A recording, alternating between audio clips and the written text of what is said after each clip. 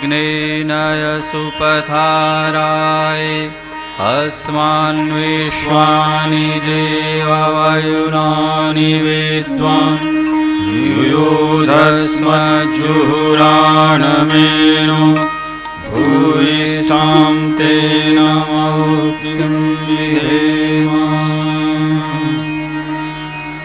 ॐ वन्दे बोधमयं नित्यं गुरुं शङ्कररूपिणम् यमाश्रितो हि वक्रोऽपि चन्द्रः सर्वत्र वन्द्यते। ॐ मातरं भगवतीं देवीं श्रीरामं च जगद्गुरुं पादपद्मे तयो श्रित्वा प्रणमामि मुहुर्मुहुः प्रणमामि मुहुर्मुहुः।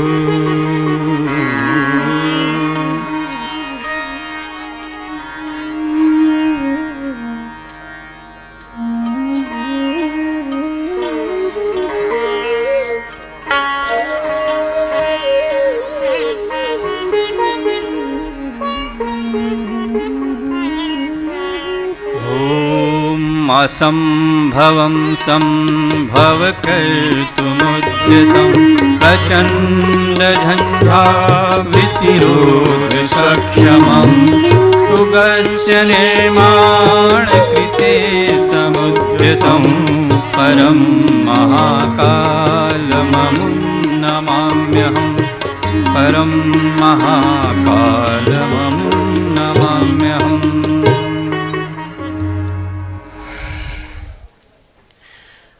हमारे श्री रामचरितमानस के इस प्रसंग में राम नाम की चर्चा बार बार आ रही है। आज जो राम नाम की चर्चा है वो परम भक्ति के साथ है कि ये जो भक्ति है भगवान राम की वर्षा ऋतु के समान है। और तुलसी जो हैं और तुलसी के साथ जितने भक्त हैं वो चावल हैं, धान। और जब पानी गिरता है तो जैसे धान पनपने लगते हैं ऐसे भक्ति बढ़ने लगती है। सावन भादव मास, सावन भादव मास की तरह से रा और माँ है। बड़ा विलक्षण। तुलसीदास जी बहुत विद्वान थे, व्याकरण शास्त्र के भी विद्वान थे और संस्कृत के भी विद्वान थे, पर अवधि में उन्होंने जो साहित्य रचा वो अपने आप में बड़ा विलक्षण है। मैं हर चैत्र नवरात्रि में रामायण करता हूँ और सही अर्थों में मेरा जो मूल ग्रंथ है वो गीता ही है, उस गीता को मैं पढ़ता हूँ। अभी यही कह रहा था मैं, गीता रखी है यहाँ पर हम लोग रामचरितमानस पढ़ रहे हैं। दोनों में कोई अंतर नहीं है, दोनों एक ही हैं। इसमें बहुत सारी गूढ़ बातें दी हैं। आज जो हम भक्ति के बारे में चर्चा करेंगे, भक्ति कितनी विलक्षण होती है कि भक्ति जीवन को बदल देती है। यदि निष्काम भाव से की जाए भक्ति तो उसमें परिवर्तन आ जाता है। तो आज का जो गीत है वो है माँ से प्रार्थना। क्योंकि माँ का समय चल रहा है इसलिए माँ के लिए हम प्रार्थना करें। भक्ति की झंकार उड़ के तारों में करतार भर दो, भक्ति की झंकार उड़ के तारों में करतार भर दो, भक्ति की झंकार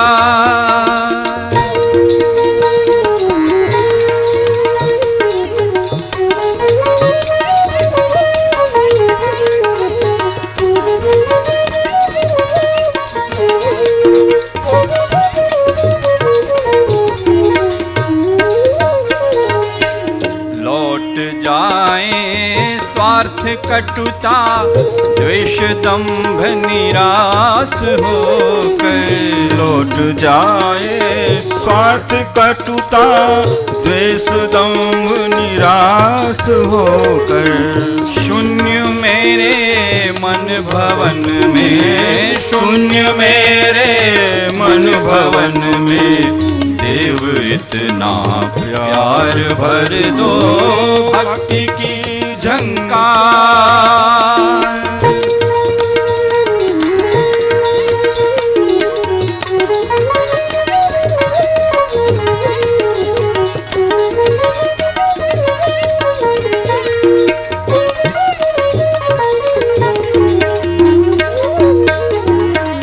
कृष्ण के सदृश सुदामा, प्रेमियों के पाँव धोने।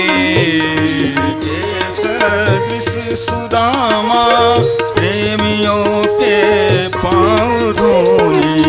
नयन में मेरे तरंगित, नयन में मेरे तरंगित, अश्रु पारावार भर दो, भक्ति की झंकार। उर के तारों में करतार भर दो, भक्ति की झंकार।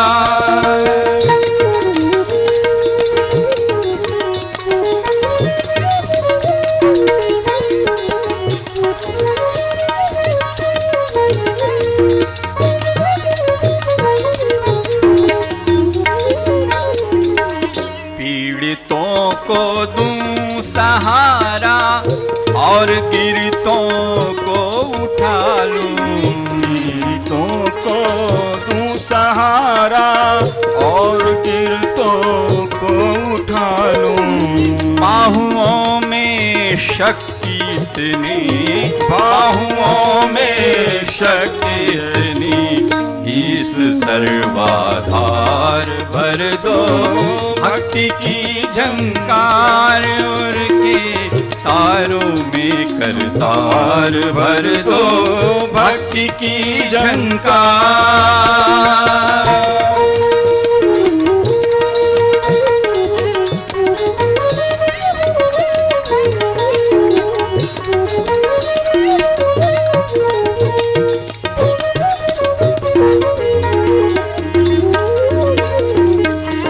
रंग झूठे सब जगत के, ये प्रकाश विचार देखा।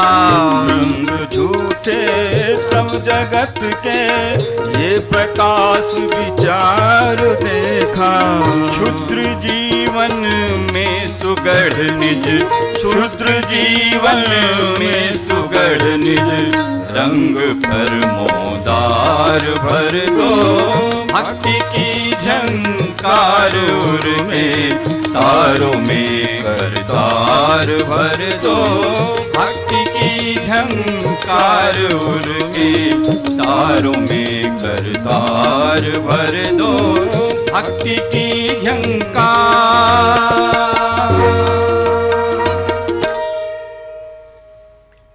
भक्ति की झनकार उर के तार में करतार भर दो। बिल्कुल बहुत सुंदर लिखा हुआ गीत है। हमारे उर यानी अंतःकरण, अंतःकरण के कण कण में भर जाए भक्ति, भक्ति हमारे रोम रोम में समा जाए। आज कुछ प्रश्न हैं। भगवान के विषय में कहा गया है कि भगवान बुद्ध 24 कलाओं में से थे, लगभग 16 कलाओं में से कृष्ण थे। इन कलाओं के क्या मतलब होता है? भगवान बुद्ध से 24 कलाओं के नहीं, थोड़े 20 कलाओं के अवतार थे। कला मतलब इनकी जो अचीवमेंट डिग्रीज होती ना, उसके हिसाब से इनके हर एक के अपने अपने स्पेसिफिकेशंस हैं। 24 कला और 64 सिद्धियाँ, रिद्धि सिद्धियाँ, इन सब के पूरे वर्णन हैं डिटेल में, जो कभी समय आने पे समझाऊंगा मैं तुमको। इन कलाओं के माध्यम से उनकी भगवान रामचंद्र जो थे वो 12 कलाओं के अवतार थे, 16 कलाओं के अवतार थे कृष्ण, 20 कलाओं के अवतार थे बुद्ध। ऐसे कहा जाता है कि निष्कलंक प्रज्ञावतार जो आएगा वो 24 कलाओं का अवतार होगा, 24 कलाओं का। इसलिए गायत्री मंत्र को प्रज्ञावतार का स्वरूप कहा जाता है। गायत्री मंत्र निष्कलंक प्रज्ञावतार के रूप में प्रकट हुआ है। गायत्री मंत्र के लेखन से क्या होता है? लेखन से मन मंत्र में भी लगता है, लिखने में भी लगता है। लेखन से ऐसा कहा जाता है कि जब से ज़्यादा 5 गुना पुण्य लेखन में माना गया है। अगर आप गायत्री मंत्र लिखते हैं तो लिखते लिखते आपका मन उसमें लग जाता है, अर्थ में लग जाता है, भाव में लग जाता है। इसलिए कोशिश किया करो कि 5 मंत्र ही लिखो, भले ही रोज़, कोई दिक्कत नहीं। 5 मंत्र लिखने से भी आनंद आ जाएगा। भगवान रामचंद्र जी मर्यादा पुरुषोत्तम थे, उन्होंने मनुष्यों को एक आदर्श मार्ग दिखाया, पर हम सब भटकते रहते हैं। देखो यही तो भगवान में और हम में अंतर है। भगवान आत्म माया के ऊपर प्रतिष्ठित होकर के काम करते हैं। जो काम भगवान लेकर आते हैं वो करते हैं। मर्यादा स्थापित करना राम जी का काम था। मर्यादाएं विश्रंखलित हो रही थीं और उनको चतुरता से टैकल करने का काम श्री कृष्ण को करना था। तो उन्होंने चतुरता से टैकल किया। अपनी द्वापर युग में बुद्ध जिस ज़माने में आए उस ज़माने में पाखंड बहुत ज़्यादा फैल गया था। तो उस पाखंड से लड़ना और जो कष्ट दुनिया में छाया हुआ था उस कष्ट से मुक्ति पाने के लिए दुख समाप्त हो, करुणा लोगों की जागृत हो, संवेदना जागृत हो। तो संवेदना के अवतार कहे जाते हैं बुद्ध, करुणा के अवतार, करुणा अवतार बुद्ध।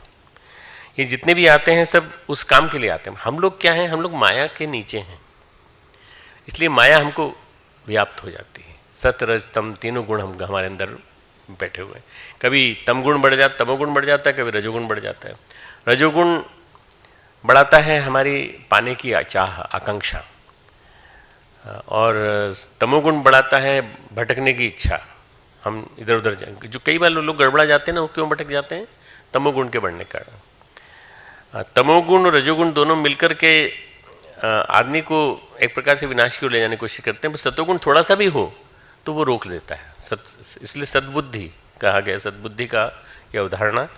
तो सतोगुण लगभग 50% सतोगुण, 30% रजोगुण और 20% तमोगुण। ये अगर इतना अनुपात भी बना रहे 100% में, तो आदमी बहुत अच्छी तरह से काम कर सकता है। क्योंकि थोड़ा सा तमोगुण नहीं होगा, कोई भी आगे तुमको चाटा मार देगा, तुम उसका विरोध ही नहीं कर पाओगे। अरे लड़ने की भी ताकत चाहिए तो तमोगुण से आएगी। अनीति का प्रतिकार करने की भी ताकत आएगी, तमोगुण से आएगी। तमोगुण, रजोगुण जो है वो तुमको चाहिए, साधन भी तुमको चाहिए, इसलिए रजोगुण भी जरूरी है। What are the ways to increase concentration level in such a busy schedule? देखो चाहे कितना ही बिजी शेड्यूल हो, 5 मिनट का टाइम तो निकाल ही लेते हैं। हमको जब झपकी लेने का टाइम मिल जाता है, क्लास में भी, लेक्चर में भी, पीछे बैठे हैं, कोई दिक्कत नहीं, कौन देख रहा है। तो जब यहाँ झपकी ले लेते हो, वहाँ सो लेते हो, घर रात को देर तक जगने के बाद तुम सो जाते हो, तो उतनी देर तुम कर लेते हो, तो 5 मिनट तो निकाल ही सकते हो ना। इसलिए कंसंट्रेशन बढ़ाने के लिए अपना ध्यान की प्रैक्टिस करो। 5-10 मिनट सवेरे, 5-10 मिनट शाम को। धीरे धीरे तुमको आनंद आने लगेगा। और जैसे रस आने लगेगा, वैसे रस आने के बाद तुमको लगेगा कि फिर ज़्यादा देर भी कर सकते हैं। 15-15 मिनट सुबह, 15 मिनट शाम को कर सकते हैं। ध्यान में तुमको आनंद आने लगा तो फिर उसके बाद तुमको फिर किसी आनंद की जरूरत नहीं पड़ेगी। ये आनंद सबसे बड़ा आनंद है। विषयानंद से बड़ा है ध्यान का आनंद। मैं आपको एवं आपकी पूरी टीम को धन्यवाद देना चाहता हूँ कि हमें सात्विक वातावरण उपलब्ध कराया। हम सभी आपके विचारों से पूर्णतः सहमत हैं, विश्वास दिलाते हैं कि अपनी संपूर्ण क्षमता को सकारात्मकता में लगाने में हम समर्थ होंगे। आपका मार्गदर्शन प्राप्त होता रहो। हम देंगे बेटा, तुम सारे लेक्चर यूट्यूब पे अवेलेबल हैं।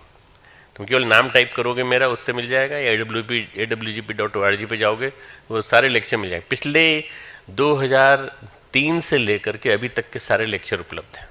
तुम जो चाहो पढ़ सकते हो, जो चाहो सुन सकते हो, और उनसे तुमको लाभ मिल सकता है। अभी के भी लेक्चर कई बार लोग उसको कर देते हैं, ये हमारी कॉपीराइट है। हमारा कोई कॉपीराइट नहीं, ये भगवान का ज्ञान है, इसको तो पढ़ो, कोई सुनो, कोई दिक्कत नहीं है। रामचरितमानस में राम जी के अनुसार विकर्म की क्या उदाहरण है? विकर्म यानी निषिद्ध कर्म। राम जी के अनुसार जितने भी कामों में रावण लगा हुआ था वो विकर्म थे सारे, निषिद्ध कर्म। निषिद्ध कर्म सीता को उठा के ले आए। निषिद्ध कर्म शूर्पणखा पहुंच गई लक्ष्मण जी के पास, मुझसे शादी कर लो, निषिद्ध कर्म है। और खरदूषण जो है वो सबके साथ मिलजुल करके सारे यज्ञों को विध्वंस कर रहे थे, ये निषिद्ध कर्म है। 3 शब्द हैं, कर्म, अकर्म और विकर्म, है ना। तो भगवान ने कहा है बोद्धव्यम च अकर्मम च विकर्मम च गहना कर्मणो गति। इनको कर्म के रहस्यों को जानने की कोशिश करनी चाहिए। कर्म का रहस्य बड़ा गूढ़ है। कर्म के गहना कर्मणो गति। अकर्म उसको कहते हैं जिसमें कर्म किया नहीं जा रहा पर हो रहा है कर्म सूक्ष्म रूप में। जैसे आप सब लोग ध्यान कर रहे हैं, कोई विजिबली कोई कर्म नहीं हो रहा, परंतु अकर्म हो रहा है। उस अकर्म के माध्यम से ढेरों चेंजेस आ रहे हैं विश्व वसुधा में, पूरे वातावरण में। जो हम मौन जप करते हैं या शांति पाठ करते हैं किसी की शांति के लिए, तो वो भी इसीलिए करते हैं कि इससे, इस अकर्म से उनको मिलेगा लाभ। और कर्म जो है स्वार्थ रहित कर्म, बिना किसी इच्छा के किया गया कर्म, विकर्म और अकर्म, ये 3 कर्म है। विकर्म यानी निषिद्ध कर्म, शास्त्र जो जिसके लिए मना करता है उनके वो वाले कर्म। अवनति और उन्नति में क्या अंतर है बेटा? अवनति नीचे जाना है, उन्नति ऊपर जाना है, जस्ट अपोजिट। प्रश्न पूछने वाले को ये आइडिया नहीं है थोड़ा सा कि अवनति उन्नति क्या होती है। अवनति एंड डाउनग्रेड, अपग्रेड है नहीं उन्नति। जब कोई किसी का पैसा लेता है और छल से, तो फिर जिसके साथ छल होता है उसे क्या करना चाहिए? अब बेटा ऐसा है कि ये तो ऐसा नहीं किया जा सकता कि जो जैसा तेरे साथ करे तो उसके साथ भी कर, ऐसा तो नहीं हो सकता, और ये कहना भी नहीं चाहिए। पर कोशिश करना चाहिए कि ऐसे व्यक्तियों से सावधान रहें। कोई छल से आपका पैसा लेता है उससे सावधान रहें। प्रार्थना करना चाहिए कि उसकी सद्बुद्धि जागे और वापस दे दें। तो दे देते हैं लोग, कई बार सद्बुद्धि जागती तो दे देते हैं, इसलिए ऐसी प्रार्थना करनी चाहिए। बाकी इसका जो गूढ़ मर्म है वो मैं कभी और समझाऊंगा दूंगा। अध्यात्म की परिभाषा क्या है? अधि आत्मानम इति अध्यात्म, अधि आत्मानम इति अध्यात्म। जो अध्यात्म का जो विज्ञान है, जो आत्मा का जो विज्ञान है वो अध्यात्म है। जो आत्मा का विज्ञान है वो अध्यात्म है। मैं अध्यात्म विद्या के रूप में प्रतिष्ठित हूँ। भगवान कृष्ण गीता में कहते हैं मैं अध्यात्म विद्या के रूप में प्रतिष्ठित हूँ। वाह विद्याओं में अध्यात्म विद्या, जितनी विद्याएं हैं संसार में उसमें अध्यात्म विद्या के रूप में प्रतिष्ठित है भगवान। मन और आत्मा में अंतर क्या है? मन से गहरे है आत्मा। मनसस्तु परे बुद्धि, यो बुद्धे परतस्तु स। ये जो हम लोग गीता में पढ़ते हैं ना, ये गीता का 3rd चैप्टर में लास्ट श्लोक है। इंद्रियों को स्थूल शरीर से श्रेष्ठ मानना चाहिए, बलवान मानना चाहिए। इन इंद्रियों से परे भी मन है, इन इंद्रियों से श्रेष्ठ मन है, और मन से भी श्रेष्ठ बुद्धि है, और बुद्धि से भी जो श्रेष्ठ है वो आत्मा है। इनको क्लासिफिकेशन दिया हुआ है इन्होंने। कहाँ से चलें? ऊपर से चलें। इंद्रिय पहले शरीर, स्थूल शरीर, फिर इंद्रिय, फिर मन, फिर बुद्धि, और बुद्धि से श्रेष्ठ आत्मा, पर यानी श्रेष्ठ। इस प्रकार बुद्धि से सूक्ष्म अर्थात श्रेष्ठ बलवान आत्मा को जानकर बुद्धि के द्वारा मन को वश में करके, बुद्धि के द्वारा मन को वश में करके, हे महाबाहो तू काम के ऊपर नियंत्रण कर। भगवान ये जो लास्ट 2 श्लोक हैं, 42nd एंड 43rd श्लोक ऑफ 3rd चैप्टर, ये बहुत अच्छे हैं, बहुत बढ़िया हैं। इससे तुमको मन और आत्मा का अंतर समझ में आ जाएगा। गायत्री मंत्र मेरे साथ साथ बोलेंगे। ओम भूर्भुवः स्वः तत्सवितुर्वरेण्यं भर्गो देवस्य धीमहि धियो यो नः प्रचोदयात्। ओम गुरुर्ब्रह्मा गुरुर्विष्णु गुरुरेव महेश्वरः गुरुः साक्षात् परब्रह्म तस्मै श्री गुरुवे नमः। अखण्डमण्डलाकारं व्याप्तं येन चराचरं तत्पदं दर्शितं येन तस्मै श्री गुरुवे नमः। मातृवत् लालयित्री च पितृवत् मार्गदर्शिका नमोऽस्तु गुरुसत्तायै श्रद्धा प्रज्ञायुता श्रद्धा प्रज्ञायुता। परम पूज्य गुरुदेव, परम वंदनीय माता जी की सूक्ष्म उपस्थिति में यहाँ बैठे हैं हमारे वीसी साहब, सभी हमारे अधिकारीगण, सभी हमारे आचार्यगण, आचार्य बहनें, हमारे बीच में बैठे हुए प्यारे प्यारे बच्चों, छात्र छात्राओं। 5वां दिन है आज, कात्यायनी का दिन है।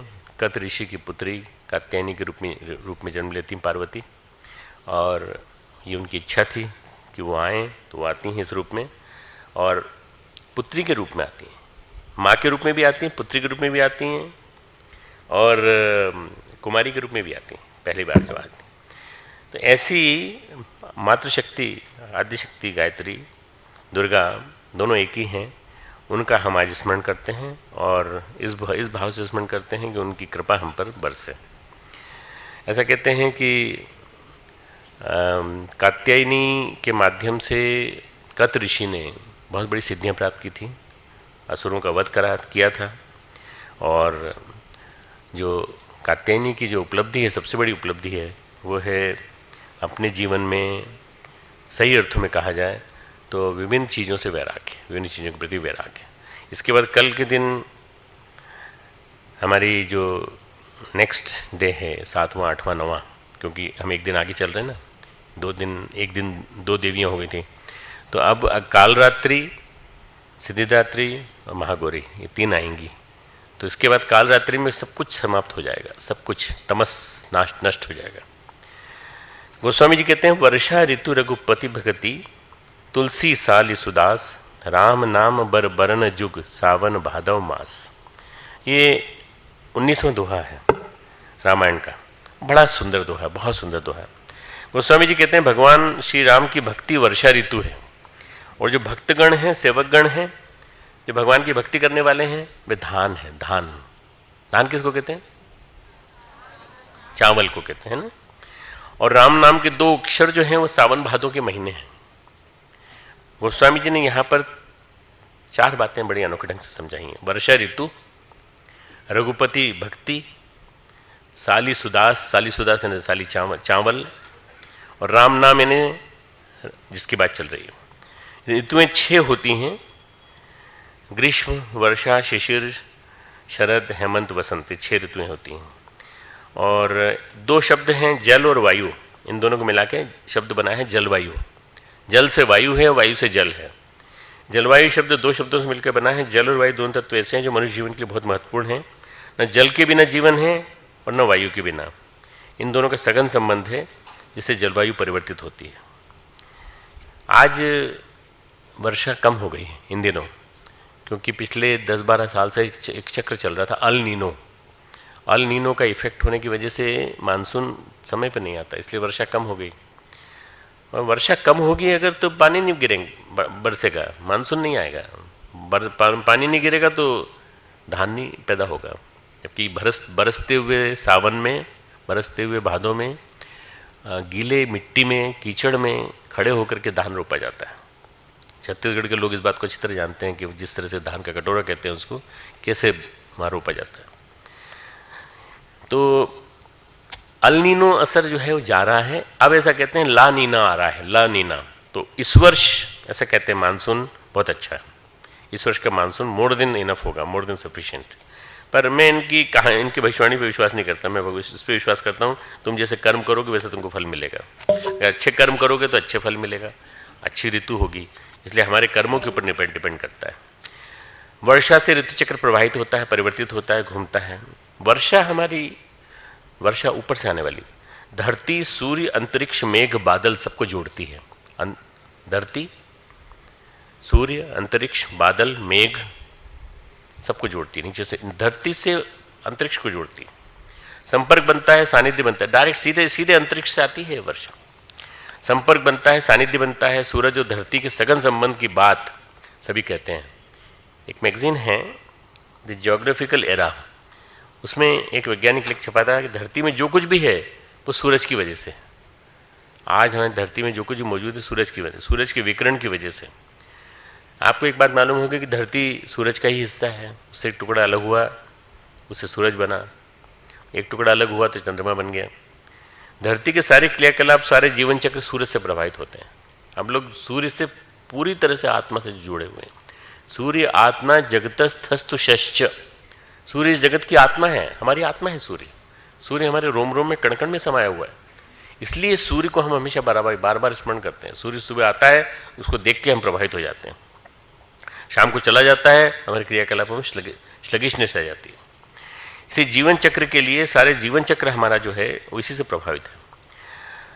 सूरज हवा के माध्यम से, वायु के माध्यम से धरती के पानी को खींचता है, सोखता है, तो वर्षा के मेघ छा जाते हैं। और ये वर्षा ऋतु, मेघाच्छन्न बादल, आकाश जब बरसते हैं तो गोस्वामी जी महाराज कहते हैं कि ये भक्ति है। वर्षा ऋतु रघुपति भगति, वर्षा ऋतु रघुपति भगति, उसकी उपमा दे रहे हैं। वो जो जलवायु की तुलना हो रही है यहाँ पे, ये तुलना हो रही है, उपमा दी जा रही है वर्षा ऋतु से। वर्षा आकाश से, मेघों से भगवत कृपा की तरह बरसती है। वर्षा आकाश से, मेघों से बहुत कृपा की तरह बरसती। इसलिए मेघों के बारे में विभिन्न विभिन्न ढंग से स्तुतियाँ की गई हैं। कालिदास ने तो मेघ के ऊपर ही पूरक पूरा लिख दिया है, काव्य पूरक पूरा। मेघों का स्वामी इंद्र को बताया गया है, और स्वर्ग के अधिपति राजा मेघों के स्वामी हैं। देवों की कृपा हो तो धरती पर वर्षा होती है, ऐसा कहते हैं। देव को न रहे तो कहीं अतिवृष्टि होगी, कहीं अनावृष्टि होगी, कहीं ज़्यादा वर्षा, कहीं कम वर्षा, कहीं कुछ भी नहीं, जरा भी नहीं। बहुत बड़ा क्षेत्र है हमारा देश का जहाँ पे पानी नहीं गिरता। जैसलमेर से लेके बाड़मेर तक की जो बॉर्डर है जैसलमेर राजस्थान की, वहाँ पानी नहीं गिरता। पर कभी जब गिरता है तो ऐसा गिरता है कि पूरा अच्छा नीचे तक पानी को रोकने के लिए कुछ है नहीं वहाँ पर, तो वो पूरी मिट्टी को बहा के ले जाता है। गड्ढे हो जाते हैं बड़े बड़े, और पानी भरा रहता है उनमें। वो पानी बहुत दिनों तक नहीं सूखता, जब तक सूरज का तेज उसको नहीं सुखा दे तब तक नहीं सूखता। मैं पथमेड़ा गया था। पथमेड़ा जो है ये गोधाम है, और ये है पाकिस्तान, गुजरात और राजस्थान की बॉर्डर पर। उधर पाकिस्तान है, इधर गुजरात है, नीचे ऊपर राजस्थान, उसकी बॉर्डर पर पाली जिला है, उससे में है पथमेड़ा। वहाँ पे पानी गिरा तो ऐसा गिरा कि पूरी गौशाला सहित सबको लेके चला गया पूरा। मतलब कभी कभी पानी गिरता है, पिछले 50 साल में ऐसा पानी नहीं गिरा, ऐसा लोग कहते हैं। पानी कभी कभी गिरता है, और कहीं कहीं जो पानी गिरता है तो ऐसा गिरता है कि भयंकर गिरता है। चेरापूंजी में ऐसा कहते हैं बहुत ज़्यादा वर्षा होती थी, अब नहीं होती, इतनी वर्षा नहीं होती। जैसे जैसे पेड़ कटते चले जा रहे हैं, जैसे जैसे अर्बनाइजेशन हो रहा है, जैसे राष्ट्रीयकरण, बहुराष्ट्रीयकरण हो रहा है, वैसे वैसे हमारे यहाँ जलवायु गर्म हो रही है। जैसे आज टेम्परेचर जो था हरिद्वार का 39 था मैक्सिमम, जबकि इस वसंत ऋतु चल रही है। वसंत ऋतु गई नहीं है अभी, वसंत ऋतु इसके बाद जाएगी, उसके बाद आएगा ज्येष्ठ मास। परंतु ये वसंत ऋतु के समय में अगर 39 डिग्री है, और दिल्ली में 42 था इस टेम्परेचर। कल्पना करो कि मतलब गर्मी कहाँ जा रही है। लोग ऐसे कहते हैं कि गर्मी आना अच्छी बात है, क्योंकि ये बादलों को इनवाइट कर रही है, और पानी जल्दी आएगा, टाइम पे आएगा। देखो अप्रैल चल रहा है, अप्रैल में इतना भयंकर गर्म होना। देव अनुकूल न रहे तो कहीं अतिवृष्टि और कहीं अनावृष्टि। कई लोग कहते हैं कि कोई फर्क नहीं पड़ता, हम महंगाई बढ़ जाती है, चीज़ें महंगी हो जाती हैं, अनाज सब्जियां सब वर्षा से ही होता है। कोई कहता है कोई फ़र्क नहीं पड़ता, हम नीचे ज़मीन से पानी खींच लेंगे। तो ज़मीन में भी तो पानी वर्षा का जाता है, नीचे सूखती है वो। गुड़गांव में 700-800 फीट नीचे तक पानी उपलब्ध नहीं है, और कई जगह 2-2 हज़ार 3-3 हज़ार फीट तक उपलब्ध नहीं है। इसलिए वर्षा देवों की कृपा है। वर्षा हमारे सौभाग्य की, हमारा सौभाग्य है, धरती का सौभाग्य है, इसलिए वो आप पे आती है। इसी तरह से भक्ति हमारे ऊपर भगवान की कृपा है। वर्षा के रूप में धरती पर आने वाला जो भगवान की अनुकंपा है, वो भक्ति के रूप में आती है। अनंत अंतरिक्ष सौभाग्य प्रदान करता है, धरती पर वर्षा होती है। मनुष्यों के कर्म जब शुभ थे तो संतुलन बहुत अच्छा था, इकोलॉजिकल बैलेंस बहुत बढ़िया था। गोस्वामी जी कहते थे, मांगिए बारिद दे ही जल, मांगिए बारिद दे ही जल। पानी मांगते थे, भाई पानी बरसा, मुझे बरसा दे पानी दे मेघ दे रे। एक गीत है, अपने लोकगीत जो फिल्मों में आया है, वर्षा दे पानी दे मेघ दे रे। तो मांगते थे भगवान से कि मांगिए बारिश दे ही जल। रामचंद्र के राज में पानी मांगने बरस, भैया पानी की जरूरत पड़ रही है, आ जाओ, तुरंत बरस जाते थे, क्योंकि आज्ञा मानते थे। भगवान ने इतना बढ़िया संतुलन बना रखा था। आज कलयुग का समय है, कलयुग का समय। आज एक जोड़ा मेरे पास आया, हम दोनों जी के पास हम बैठे थे, और आते ही रोना चालू कर दिया जोर जोर से। आज हमारा सारा सामान चोरी चला गया था। मैंने कहा क्या किया था तुमने? बोले हम हर की पेड़ी में सारे कपड़े वहाँ उतार के रख के, फ़ोन मोबाइल वगैरह सब रख करके हम नहाने गए, नहा के आए तो देखा सब गायब। मैंने कहा क्यों, सत्युग था वहाँ पे क्या, हर की पेड़ी पे? तुमको क्या लगा कि तुमने किसी को बिठा कर नहीं रखा था? बोले नहीं, हम दोनों पानी में चले गए। हमने कहा ये मौका कहाँ लगेगा, बार बार मुश्किल से 3 मिनट तो लगेंगे। 3 मिनट, मैंने कहा 3 मिनट उसके लिए बहुत होते हैं भाई, 3 मिनट तो ज़्यादा है, 3 सेकंड भी नहीं होते, 4 सेकंड के अंदर सामान गायब हो जाता है।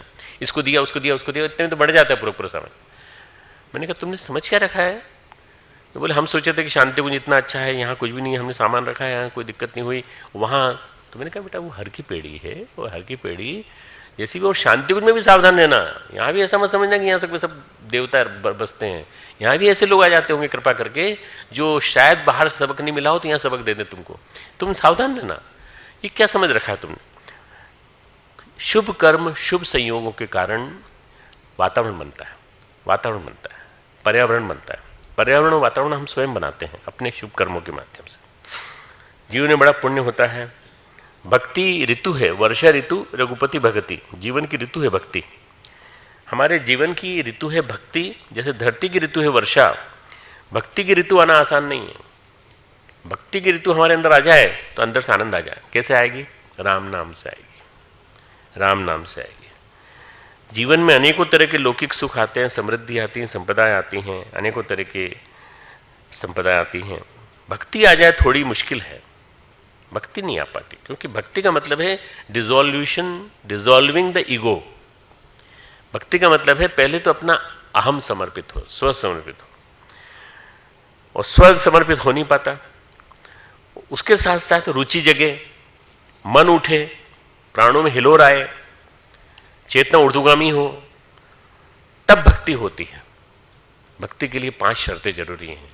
पहला ईगो, समर्पण, ईगो का गल जाना, फिर रुचि का जागना, फिर मन का उठना, उत्थान हो मन का, फिर प्राणों में हिलोर पैदा हो, वाइब्रेशंस पैदा होना चाहिए प्राणों में, चेतना ऊर्ध्वगामी हो, वो हिलोरों से ही चेतना ऊर्ध्वगामी होगी, एसेंट ऑफ द कॉन्शियसनेस, और उसके बाद फिर भक्ति पैदा होती है।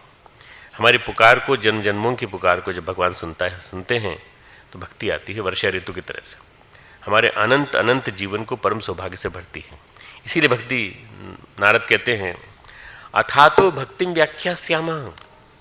अथातो, अथ का मतलब क्या होता है? अब। तुमने पढ़ा है ना अथ योगानुशासनम, अब हम योग का अनुशासन समझाते हैं। इसी तरह से अब हम भक्ति की व्याख्या करते हैं, और हम सब मिलकर करते हैं। वो सबके सामने कहते हैं नारद जी अथातो भक्तिम व्याख्यास्यामः, हम सब मिलकर के भक्ति की व्याख्या करेंगे। बहुवचन के साथ आती है व्याख्या शब्द। व्याख्यास्यामः का मतलब होता है बहुवचन, हम सब, मैं नहीं। नारद जी कहते हैं भक्ति में मैं का कोई स्थान नहीं है। और मीमांसा दर्शन शुरू होता है अथातो धर्म जिज्ञासा, वेदांत दर्शन कहता है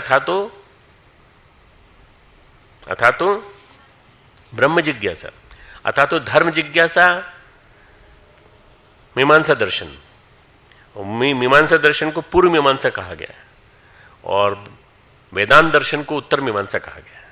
पूर्व मीमांसा, उत्तर मीमांसा। तो वेदांत दर्शन छह दर्शन में से 5वीं और 6ठे ये हैं दोनों, अथातो ब्रह्म जिज्ञासा। अब हम परमात्मा की तरफ मुड़ेंगे, जिज्ञासाओं का समाधान करेंगे, पर ब्रह्म कौन है, और हम धर्म को जानेंगे। ये धर्म जिज्ञासा है, हम धर्म को जानेंगे, धर्म क्या है, धर्म को कैसे जीवन में उतारना चाहिए, ये धर्म जिज्ञासा। धर्म जीवन में प्रगाढ़ होता है तो परमेश्वर के प्रति उमंग उठती है, लालसा जगती है, तरंगें उठती हैं। और धर्म जीवन में प्रगाढ़ हो और जीवन में सिक्त हो, रचे बसे, तब तो ब्रह्म के प्रति रुचि होगी, नहीं तो नहीं होगी। धर्म न हो तो जीवन में परमात्मा के प्रति जिज्ञासा नहीं उठती। इसलिए दोनों का मतलब, दोनों का संबंध बताया गया, पूर्व मीमांसा उत्तर मीमांसा, वेदांत दर्शन। पहला क्रम पूरा हो तब तो दूसरा क्रम चालू होगा। नारद कहते हैं धर्मपरायण जीवन हो, परमात्मा के प्रति उमंगें उठने लगें, तो वर्षा ऋतु रघुपति भगति की तरह से, परमात्मा की कृपा बरसात की तरह वर्षा ऋतु की तरह से आती है। अब हम थोड़ी सी भक्ति की व्याख्या करेंगे। अथातो भक्तिम व्याख्यास्यामः। जब भक्ति बरसती है तो भक्ति के बारे में थोड़ा सा जानने की कोशिश करो। भक्ति क्या है? भक्ति सूत्र जो है,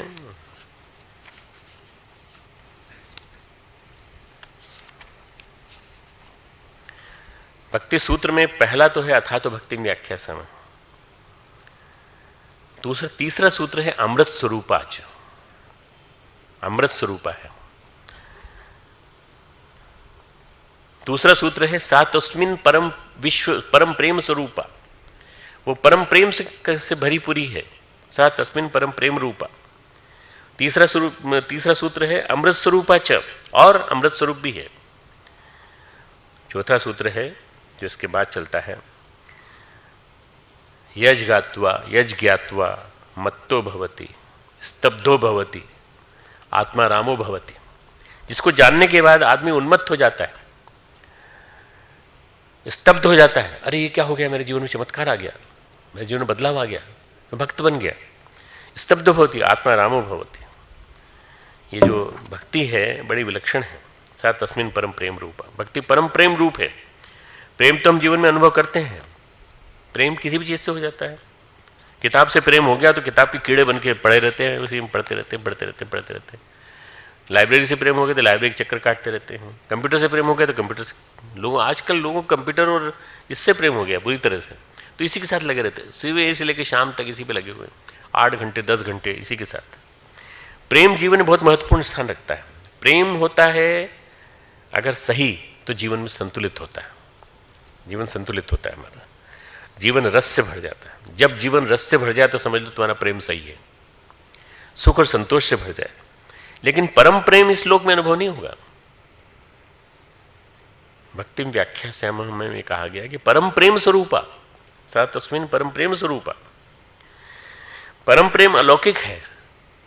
परम प्रेम अलौकिक है। भक्ति का अनुभव होता है, जीव की ईश्वर से प्रगाढ़ता होती है, आत्मा परमात्मा मिलन के लिए आतुर हो जाती है, और तब परम प्रेम की घटना जन्म लेती है, और तब सही अर्थों में भक्ति जन्म लेती है जब भगवत कृपा बरसती है।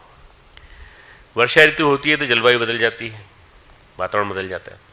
कल्पना करो अभी तेज धूप है, गर्मी है, 1 महीने के अंदर शायद मई के एंड में या जून के फर्स्ट वीक में बारिश हो जाएगी, वातावरण बदल जाएगा, जीवन की अनुभूतियाँ बदल जाती हैं, रसायन शास्त्र के जीवन का बदल जाता है। ऐसे प्रेम जब होता है, मतलब भक्ति वर्षा है, इसी तरह से प्रेम, परम प्रेम भक्ति में बदलता है। तो परम प्रेम जब आता है तो जीवन में नए फूल खिलते हैं, नई ऋतु आती है, जीवन में अंकुरण होता है, नई फसल का सब कुछ नया होता है। वर्षा ऋतु न हो तो जीवन सूख जाएगा, प्रेम नहीं होगा तो जीवन सूख जाएगा, भक्ति नहीं होगी तो जीवन सूख जाएगा। इसलिए प्रेम का होना जीवन में जरूरी है। किससे प्रेम करें? परमात्मा से करें, उत्कृष्टता से करें, श्रेष्ठता से करें प्रेम, और प्रेम को अपने मन में विकसित करें। जलवायु में से जीवनदायी तत्व चले जाएंगे अगर जीवन सूख गया तो। इसलिए वर्षा ऋतु सभी ऋतुओं के लिए आवश्यक है। जलवायु परिवर्तन आज हो रहा है, वसंत का महीना है लेकिन ग्रीष्म का अनुभव हो रहा है। वसंत ऋतु में से आंधियाँ नहीं उठती जैसे आज उठ रही थी। आज अन्न देने वाले किसान, भोजन देने वाले किसान, भूमि को उर्वर बनाने वाले किसान आत्महत्या कर रहे हैं। क्यों हुआ ऐसा? क्यों? वर्षा ऋतु रूठ गई, क्लाइमेटिक बैलेंस गड़बड़ा गया है। मैंने कहा ना, अल नीनो का बैलेंस गड़बड़ा गया पूरा। अंतरिक्ष से देवों की कृपा बरस नहीं रही है। जीवन में भी यही है। अगर भक्ति की ऋतु ना आए, जीवन में वर्षा न हो, तो जीवन पीड़ा पतन से भर जाता है। जो हालत खेत में खेती की होती है और जो किसान की होती है वही तुम्हारी भी होती है जीवन में। दोनों की तुलना हो रही है। पीड़ा से पतन से भर जाता है। जो बात लौकिक जीवन में, वही बात आध्यात्मिक जीवन में है। एक कहानी है छोटी सी। एक गांव में पति पत्नी जोर से झगड़ रहे थे, जोर से झगड़ रहे थे। झगड़ा तेज होता गया, बहुत देर तक किया भी नहीं जा सकता। आदमी चिल्लाओ चीखोगे तो थोड़ी बाद 1 गिलास पानी की जरूरत पड़ती है। भाई अब आगे चिल्लाना है तो थोड़ा पानी पी लें। वो चिल्ला रहे थे तो एक आदमी बुजुर्ग वहाँ से निकले, भाई क्या बात है, तुम लोग किस बात का झगड़ा कर रहे हो? जब कोई बाहर का आदमी आता है तो पति पत्नी शांत हो गए दोनों। नहीं हम झगड़ा नहीं कर रहे थे। क्या कर रहे थे? हम बात कर रहे थे। तो बोले इस तरह से जोर से बोलते हो? बोले इनको भी कम सुनाई पड़ता है, मेरे को भी कम सुनाई पड़ता है, इसलिए हम इतनी जोर से बोल रहे हैं। बोले पास खड़े हो तो जोर से बोलने की क्या जरूरत है, चिल्लाने की जरूरत है? जब तुम लोग पास रहते हुए भी दूर हो जाते हो, तुम्हें कहीं महसूस होता है कि तुम दिल आपस में करीब नहीं है, इसलिए तुम जोर से चिल्लाते हो। तुम प्रेम से भरे हुए नहीं हो। प्रेम से भरे हुए हो तो तुम्हारी फुसफुसाहट भी तुम्हारी पत्नी पकड़ लेगी। अगर तुम पास खड़े हो तो धीरे से बोलो, उसमें क्या दिक्कत है? कानों की जरूरत ही नहीं उसमें तो तुम्हारे भाव, तुम्हारी भाषा सब पूरी अपनी आप चली जाएगी। जब हम खुशियों से भरे होते हैं तो हमें चीखने की जरूरत नहीं पड़ती। प्रेम से भरे हृदय में फुसफुसा कर भी बात कर लेते हैं लोग। प्रेम से भरे हृदय में फुसफुसा कर भी बात कर लेते हैं लोग। क्या काम है? क्या करोगे आज? ये फुसफुसाहट चल रही है। आज का क्या प्रोग्राम है? शाम का क्या प्रोग्राम है? बहुत धीमे चल रहा है। आज का क्या प्रोग्राम है? ऐसा पूछा तो पूरी लाइब्रेरी खड़ी हो जाती है। अरे क्या बात हो रहा है, क्या बात हो रहा है? धीरे से पूछते हैं। फुसफुसाहट क्यों? क्योंकि इसमें खुशियां भरी हुई हैं और इसमें धीमे सुर में बात समझ में आ जाती है। बुजुर्ग की बात में दम था, पति पत्नी ने बात समझ ली। ठीक है, आगे से हम प्रेम से बात करेंगे। प्रेम से बात करेंगे तो कैसे करेंगे? आराम से भी धीमे करेंगे। प्रेम हमारे अंदर से खाली हो गया है, रीता हो गया है, रिक्त हो चुका है, जब प्रेम बरसता है और हम भीग जाते हैं तब हम आनंदित होते हैं और उल्लास से भर जाते हैं। आजकल के ज़माने में थोड़ी परिभाषाएं बदली हैं। एक पति ने अपनी पत्नी से पूछा, भाई पुराने शास्त्रों में कहा गया है कि स्त्री को वाम अंग दिया गया है, बायां हिस्सा दिया गया है, ऐसा क्यों कहा गया है? तो पत्नी ने बहुत अच्छा जवाब दिया है, दिल बाईं तरफ होता है और पत्नी दिल का हिस्सा होती है, पत्नी न हो तो दिल धड़कना बंद कर देगा, इसलिए इधर होता है। पति ने जवाब दिया अनुभवों के आधार पर, ये भी कोई बात है? अरे भाई जेब बाईं तरफ होती है इसलिए तुमने पत्नी को वामांग वो कहा गया, जब बाईं तरफ होती है। प्रेम पत्नी का ध्यान सतत जेब की तरफ रहता है। ये भी हो सकता है कि बायां हिस्सा दिया गया हो, वाम भाग। प्रेम न हो तो तर्क नए रास्ते ढूंढ लेता है, प्रेम न हो तो तर्क नए रास्ते ढूंढ लेता है, बुद्धि नए कुचक्र करती है।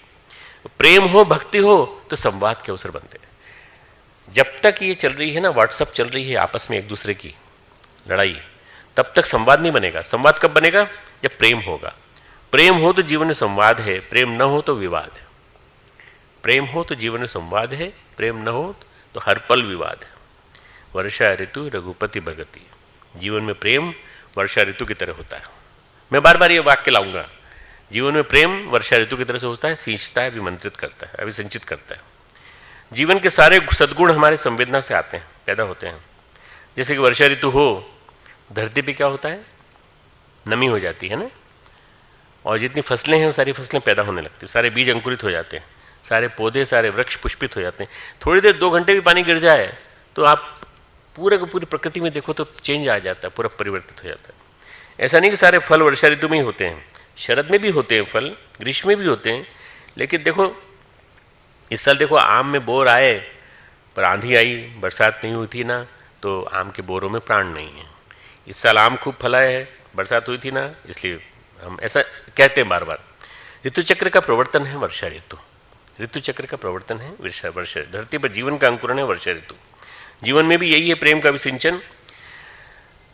सुख के अवसर भी आते हैं, शांति के अवसर भी आते हैं। मनुष्य में प्रेम हो तो व्यक्तिगत, पारिवारिक, सामाजिक जीवन आनंद से भर उठता है। प्रकृति जैसे भर उठती है ऐसे तुम्हारे जीवन भी पारिवारिकता से भर होगा, अगर भरा हुआ प्रेम होगा तो प्रेम की प्रतिक्रिया है। प्रकृति की सुंदरता और आपके जीवन में सामंजस्य, सौहार्द, ये प्रेम की प्रक्रिया है, प्रतिक्रिया है। गोस्वामी जी कहते हैं राम की भक्ति वर्षा ऋतु की तरह से है, जीवन का अभिसिंचन करने वाले ईश्वर की कृपा की तरह से। और वर्षा ऋतु में एक फसल होती है धान। धान शब्द जो है वो धान्य से बना है। धान्य यानी अनाज, धन धान्य कहा जाता है, धन और धान्य। इस बार तुम्हारे पास धन धान्य कितना है, धन कितना है और धान्य कितना है। और धान शब्द जो है धान्य से बना है, धान से निकला है। हम कहते हैं सप्त धान्य, 7 तरीके के अनाज, ग्रहों की पूजा में, दान के काम में। जो आपकी ये प्रज्ञेश्वर महादेव की स्थापना हुई है, इसमें 6 घंटे हमने और जीजी ने बैठ करके लगभग 54 प्रकार के धान्य, मतलब अनाज के दाने रखे थे उसमें, उसकी प्राण प्रतिष्ठा में नीचे। और उसमें कई तरह की चीज़ें रखी थी, सोना रखा था, स्वर्ण रखा था, सप्त धातुएँ रखी थी और कई तरह की चीज़ें रखी थी। तब जाकर के विधिवत प्राण प्रतिष्ठा करने के बाद ये प्राण प्रतिष्ठा से निकल के आया है ये प्रज्ञेश्वर महादेव का स्वरूप। ये जो धान्य हैं, गांव में लोग धान की खेती करते हैं। वर्षा न हो तो अन्य फसलें किसी तरह हो जाती हैं, पर वर्षा न हो तो धान नहीं हो सकता। मानते हो ना मेरी बात को? धान नहीं हो सकता, चाहे कितनी ही पानी भर लो आप खेत में। कहते हैं रात भर भिगोते हैं धान घर में, भिगो करके जब रात भर धान भीगा रहता है, पुरतस भीग जाता है, तो फिर हम खेत में बोते हैं, धान की पोत तैयार करते हैं। खूब पानी भरे खेत में पोत तैयार होती है तो फिर इस पोत की फिर रुपाई करते हैं, और रुपाई करते समय धान की फिर रुपाई होती है, दूसरी फसलों की बोवाई होती है और धान की रुपाई होती है। मैं किसान नहीं हूँ, परंतु मैं बिल्कुल किसान की भाषा में बोल रहा हूँ। एक सच्चा भक्त जो होता है ना, वो किसान होता है। किसान की तरह से भाषा में समझने की कोशिश करो। बोवाई और रुपाई दोनों में अंतर है। गेहूँ बोया जाता है, इंतजार किया जाता है आएगा अंकुर, रोपाई की जाती है, रोपा जाता है बाकायदा अंदर तक मिट्टी में, कीचड़ भरे पानी में, गीली मिट्टी में। जितनी जल्दी उगता है जितना पानी उतना जल्दी उगेगा। धान पैदा होता है, धान बढ़ता जाता है, फिर पानी भरे खेत में, गेहूं की तरह मिट्टी वाले खेत में नहीं, कीचड़ भरे खेत में धान को रोपा जाता है। तुमने देखी है मैं छत्तीसगढ़ गया तो मैं गाड़ी से उतर करके नीचे उतर करके धान के खेत में घुस गया। मैंने देखा कैसे रोप रहे हैं लोग। तो उन्होंने कहा आपके पैर ये खराब हो जाएंगे, धोती खराब हो जाएगी, आपकी मोजे खराब हो जाएंगे। मोजे उतार दिए और ऊपर कर ली धोती और देखा कैसे रोपाई करते हैं। देखा बस वो उठा के उसको लगा रहे हैं, उसके ऊपर मिट्टी लगा, फिर लगाया, फिर मिट्टी उसके ऊपर पूरी रोप दी। तो मैंने कहा पौधे टिक जाते हैं ऐसे? बोले हाँ टिक जाते हैं। आदमी नहीं टिकता, पौधे टिक जाते हैं। आदमी तो जरा सी बात में थोड़ी थोड़ी बात में हिलता रहता है। मैं तो खेत में पानी भराता हो, धान रोपा जाता है, पानी खूब होता है, धान बढ़ता है, लहलहाती फसल, वर्षा होती है, खेत में पानी होता है, ऊपर से मेघों से पानी बरसता है, तो धान की फसल खूब होती है। ये ईश्वर की कृपा है भक्ति के रूप में। भक्ति भगवान और भक्त के बीच में, ईश्वर और जीव के बीच में संवाद है। भक्ति भगवान और जीव के बीच में, ईश्वर और जीव के बीच में, भगवान और भक्त के बीच में संवाद है। भक्ति ईश्वर के द्वारा, भगवान के द्वारा भक्त पर किया गया अपना अभिसिंचन है। पानी की वर्षा है, वर्षा ऋतु है जिसमें लहलहाती फसल, धान की फसल होती है। बिना साधक के भक्ति की साधना के द्वारा आनंदित होते हैं भक्त। भक्त न तो हिंदू होते न ब्राह्मण, न मुस्लिम न बुद्ध, वो तो भक्त होते हैं। और न ब्राह्मण होते न क्षुद्र, भक्त तो बस भगवान के प्रियजन होते हैं। जाति पाति पूछिए न कोई, हरि को भजे सो हरि को होई। जाति पाति कोई पूछ नहीं है, कुल गोत्र का कोई विधान नहीं है, यहाँ पे असमानता नहीं है। धान में किसने लगाया था धान, जाति क्या थी उसकी, ये नहीं पूछी जाती। जगन्नाथ के मंदिर में भात बनता है, बड़ा बड़ा पतीला चढ़ता है, बहुत बड़ा पतीला चढ़ता है, धान बनता है, बड़ा बड़ा बर्तन चढ़ाते हैं, सब जाति के लोग एक लाइन में भात लेते हैं, प्रसाद लेते हैं। वो धान कहाँ से आया, कैसे आया, ये नहीं पूछते। वो धान जो है, जो जगन्नाथ जी का प्रसाद है, उसको प्रसाद को लेते हैं, कहते हैं जगन्नाथ जी का भात पूछे नहीं जात पात। ये वहाँ की कहावत है छत्तीसगढ़ की, जगन्नाथ जी का भात पूछे नहीं जात पात। मैं छत्तीसगढ़ में एक जगह में गया, देवभोग, बिल्कुल कोना है, उड़ीसा में घुसा हुआ है। छत्तीसगढ़ जैसे यूँ है, छत्तीसगढ़ यूँ चला गया, उधर भी उड़ीसा, इधर भी उड़ीसा, और उसमें बीच में छत्तीसगढ़, देवभोग छत्तीसगढ़ का हिस्सा उड़ीसा में घुसा हुआ। मैंने कहा देवभोग नाम क्यों रखा है? बोले यहाँ से भोग बन के, चावल का प्रसाद बनकर जगन्नाथ जी के लिए नियमित रूप से जाता है। रोज़ रात को 12 बजे रवाना होता है, सुबह 7 बजे तक पूरी पहुँच जाता है, रोज़ के रोज़ नियमित रूप से जाता है, और यही प्रसाद बनता है फिर वहाँ का। मैं उस गाँव में गया था, मैंने 108 कुंडी यज्ञ में गया था, 2 साल के करीब हुआ। ये जो जगन्नाथ जी का भात है, उसी तरह से हजरत निज़ामुद्दीन के यहाँ भात लिया जाता है। उसी तरह से बड़ी बड़ी देग बनी हुई है अजमेर के ख्वाजा चिश्ती के यहाँ, और उस ख्वाजा चिश्ती के यहाँ का भात मैंने खाया है। जगन्नाथ जी का भात मैंने खाया है, वो ख्वाजा चिश्ती के यहाँ का, मोइनुद्दीन चिश्ती का जो भात है वही मैंने खाया। वो दिया जाता है प्रसाद के रूप में, सबके हाथ में, सबके दोने में दिया जाता है, बड़े बड़े। जाति पाति से कोई मतलब नहीं है, धनी निर्धन, गरीब अमीर, पढ़ा अनपढ़ सब बराबर है। प्रेम का संसार है ये। धान जो है ना, ये प्रेम का संसार है। धान जो निकला है, ये भात जो है सबके लिए है। एक भक्त हुए हैं आगरा के नजीर, और बड़ी सुंदर सुंदर नज़में लिख ली हैं, गज़ल शब्द बड़ा सुंदर है, बड़ा प्यारा है। गज़ल शब्द कहाँ से आया? अरब से। अच्छा, गज़ल का अर्थ क्या होता है बताओ? खड़े होकर बताओ यार, जोर से। नहीं, स्त्रियों से बात नहीं करना। नहीं, स्त्रियों से नहीं। प्रेम से बात करना, मतलब प्रेम से बात करना। गजल का मतलब होता है प्रेम से बात करना।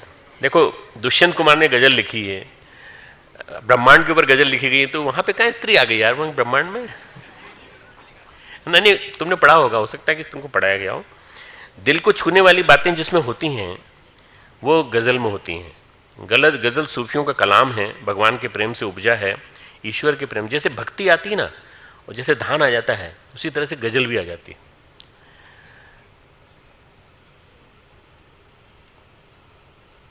यहाँ गुलमोहर के साये में धूप लगती है, यहाँ गुलमोहर के साये में धूप लगती है, आओ चलें कहीं और उम्र भर के लिए।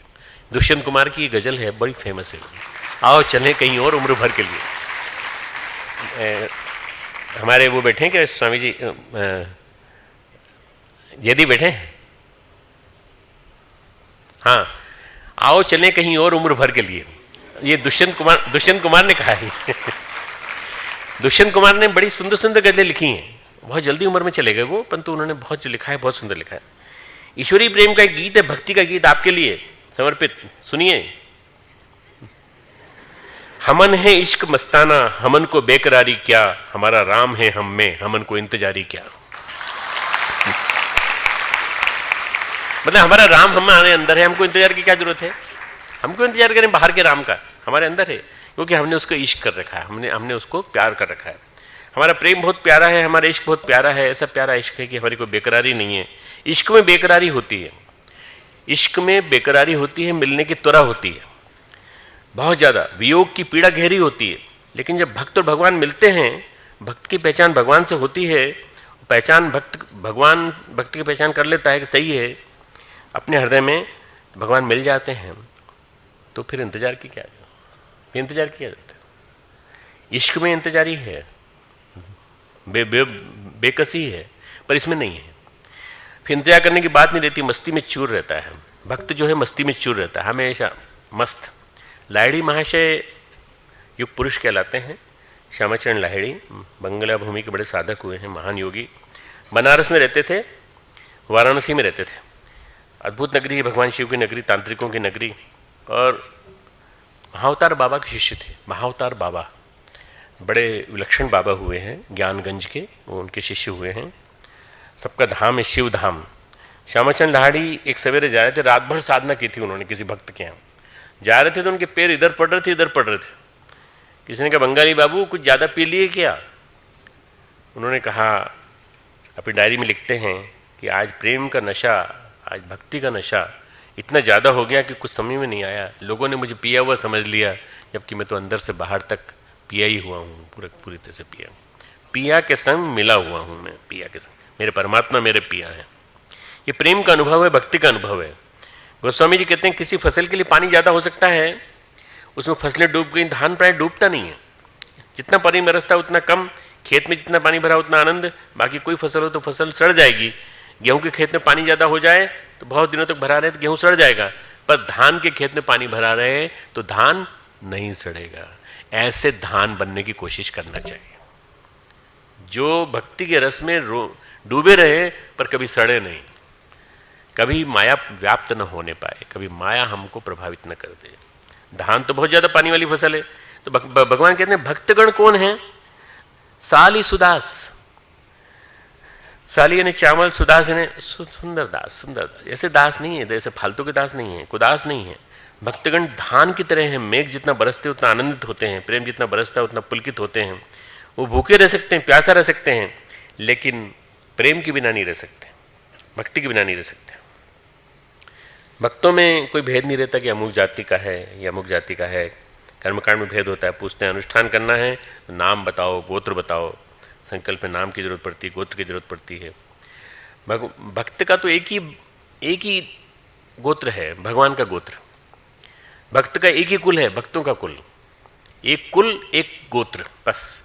अगर आपको कहीं नाम न हो याद हो, कुल नाम याद, कुछ नहीं याद हो, भगवान का नाम ले लो। भक्त और भगवान भक्ति दोनों में मतवाले हो जाते हैं। भक्त और भगवान भक्ति में दोनों मतवाले हो जाते हैं, जिसमें भगवान के बरसने से नहीं थकता और भक्त भीगने से नहीं थकता। भक्त भीगता चला जाता है, भक्ति में इतना भीग जाता है कि तुरंत सराबोर हो जाता है पूरा के पूरा। वर्षा ऋतु ऐसी है जिसमें बहुत बारिश होती है। कभी कभी तो ऐसी बारिश हो जाती है कि वर्षा गर्मी में भी नहीं, जो नहीं हुई वैसी वर्षा जाड़ों में भी नहीं होती। बूंदाबांदी होती है, रिमझिम बारिश होती है। लेकिन जब मानसून की बारिश होती है, वर्षा ऋतु की बारिश मूसलाधार होती है, जम के होती है। वर्षा ऋतु ऐसी ही है, यहाँ पे जम के बारिश होती है। प्रेम के धन, परम प्रेम के धन से धनवान हो जाता है भक्त। भगवान देता है, खूब देता है, दिल खोल के देता है ऊपर से। और क्या देता है? भक्ति देता है, तृप्ति देता है, शांति देता है, अमृत देता है। ये सारी चीज़ें बरसती हैं भक्ति के माध्यम से। मस्तिष्क में तर्क नहीं चाहिए। घर में साधन नहीं है, संपदा नहीं है, संपत्ति नहीं है, कोई दिक्कत नहीं। भक्त नहीं सोचता है इनके बारे में। मस्तिष्क में तर्क का कोई ज़्यादा योगदान नहीं है, हृदय का योगदान है। हर पल संवाद होता है। गोस्वामी जी कहते हैं वर्षा ऋतु बड़ा योगदान होता है अपना। चैत है तो वसंत है, पौष है तो जाड़ा है, जेठ है तो गर्मी है, सावन भादो है तो बारिश है। सावन भादो परिभाषित करते हैं बारिश को, प्रकाशित करते हैं। कवियों ने बड़े बड़े गीत लिखे सावन भादों में। एक हीरोइन गाती, मेरे नैना सावन भादों, रो रहे हैं, कंटिन्यूस रो रहे हैं। पर उस सावन भादों की उपमा किसी कवि ने दी है उसको, किसी कवि ने लिखा है गीत वो। तो आजकल ऐसे गीत नहीं सुनने को मिलते। आजकल तो बिल्कुल वो बहुत ही पंजाबी कल्चर ऐसी आ गई है कि उसमें कहीं सावन का भादों का स्थान नहीं, किसी चीज़ का स्थान नहीं, पूरी पूरी कल्चर ही अलग है। वो एग्रीकल्चर घुस गई है पूरी पूरी उसमें। गोस्वामी जी कहते हैं सावन भादो राम नाम के 2 अक्षर हैं। सावन भादो जो है ना, राम नाम के 2 अक्षर हैं। रा सावन है तो भादो म है। रा और म ऋतुएं अपने अनुकूल, अपने अनुसार जलवायु खींच लाती हैं। ये ऋतुएं जो होती हैं सावन भादो अपने अनुकूल जलवायु को खींच लाती हैं, और भक्तों के जीवन में सावन भादो पे बना रहता है। हर पल प्रेम बरसता रहता है, हर क्षण भक्ति बरसती रहती है। बाकी महीनों में कभी कभी बारिश होती है, सावन भादो में रोज बारिश होती है। तो ये सुबह बारिश हुई, थोड़ी देर बाद फिर बारिश हुई, सांझ को बारिश हुई, फिर रात को बारिश हुई, सावन भादो में बरसते रहते हैं। जब राम नाम का गुंजन, राम नाम का संकीर्तन, राम नाम की पुकार, राम नाम का स्मरण और राम धुन पैदा होने लगे अंदर से, तो समझ जाओ कि तुम्हारे अंदर बारिश हो रही है। फिर से बोलता हूँ, जब राम नाम का गुंजन हर पल तुम्हारे अंदर होने लगे, जब राम नाम का संकीर्तन तुम्हारे अंदर होने लगे, राम नाम की पुकार होने लगे, राम नाम का स्मरण होने लगे, गायत्री साधक हो तो अगर मैं ये भी कह दूँ कि गायत्री मंत्र तुम्हारे अंदर झंकृत होने लगे, गायत्री मंत्र तुम्हारे अंदर से बोलने लगे, कण कण में बोलने लगे, तो समझ जाओ कि तुम्हारे ऊपर गायत्री की बारिश हो रही है। राम धुन पैदा होती है तो राम नाम गूंजता है। जब राम नाम का नाद होता है अस्तित्व में, तो प्राणों में राम नाम प्रवाहित होने लगता है। फिर वर्षा ऋतु को कोई रोक नहीं सकता। एक किताब है श्वेत कमल, एक है रक्त कमल, ये रविंद्र जी ने लिखी है। रविंद्र जी जो हैं, इन्होंने बड़े अद्भुत व्यक्ति हैं। पहले गुरुकुल कांगड़ी विश्वविद्यालय था यहाँ से हरिद्वार के विद्यार्थी थे। यहाँ हर विद्यार्थी स्वतंत्रता संग्राम सेनानी होता था। जिस ज़माने में वो थे, वो कांगड़ी गांव जो था उसके पास उन्होंने गुरुकुल वहाँ था। फिर बाढ़ आई 1910 में। उस 1910 की बाढ़ के बाद फिर ये गुरुकुल कांगड़ी यहाँ बना जहाँ पर वर्तमान में है। रविंद्र जी बताते हैं कि हम लोग बस कपड़े ही नहीं हुआ करते थे, गंगा किनारे ठंडा लगता था, कैसे सोएं, तो प्राणायाम कर लेते थे हम लोग।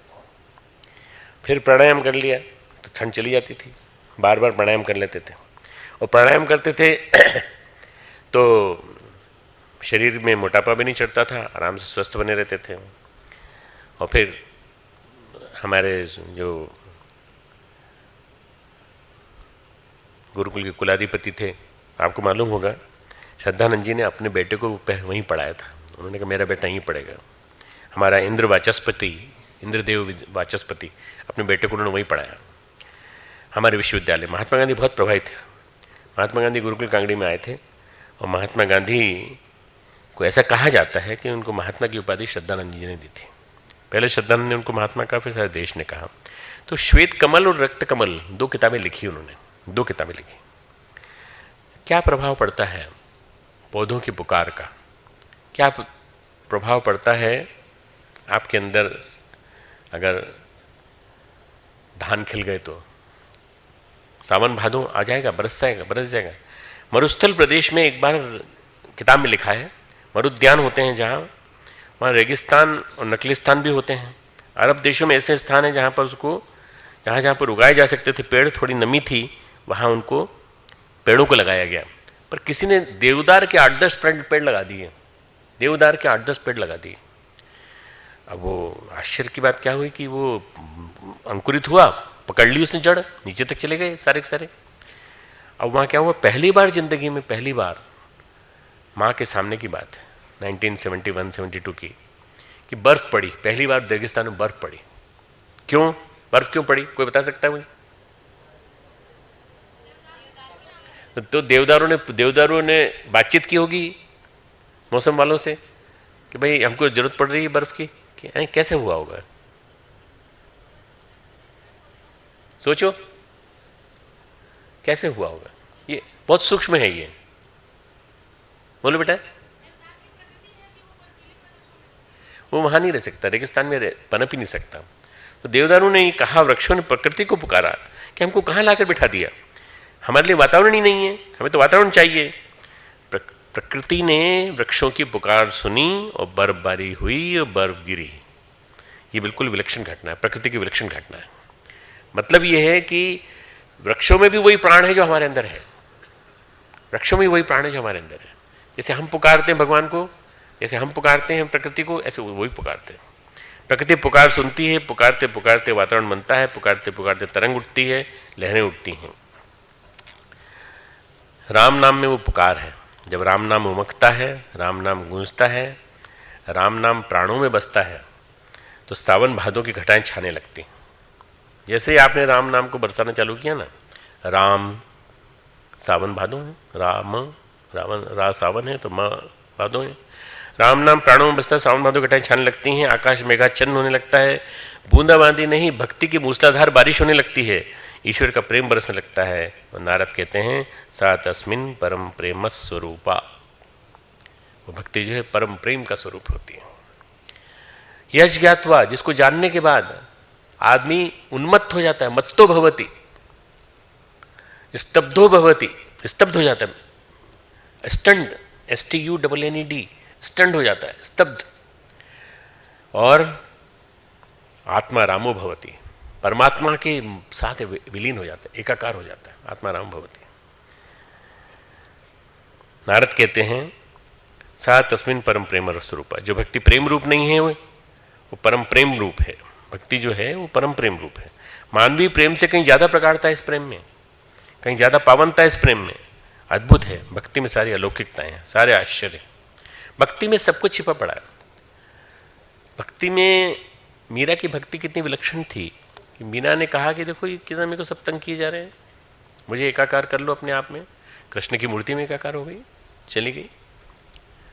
ध्रुव ने पुकारा तो ध्रुव की पुकार सुन के आ गए, प्रहलाद ने पुकारा तो प्रहलाद की पुकार सुन के आ गए, पार्वती ने पुकारा तो पार्वती की पुकार सुन के शिव जी आ गए। भक्ति में बड़ी शक्ति है, भक्ति में बड़ी शक्ति है, पर भक्ति में मिलावट नहीं चाहिए। भक्ति बिल्कुल मिलावटहीन होनी चाहिए, भक्ति प्योर होनी चाहिए, शुद्ध होनी चाहिए।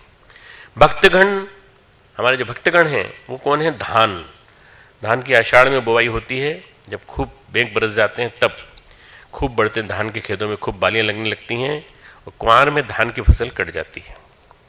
ठीक है ना? आषाढ़ सावन भादो कुंवार। अगर बरसात नहीं, कुंवार समझते हो ना तुम लोग? कुंवार क्या होता है? आश्विन मास। आश्विन मास।